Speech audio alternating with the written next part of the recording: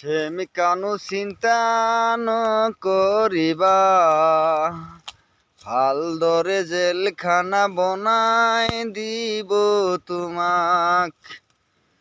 ও BJP সরকার থাকালৈকে তোমার চিন্তা নাই। যোগীন দাদাক মারি কেনে রজা হয়ে থাকায়।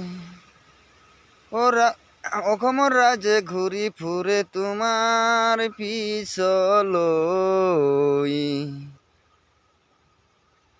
যোগীন দাদাক মারার হৈ তোমাক বিচাৰি ঐ।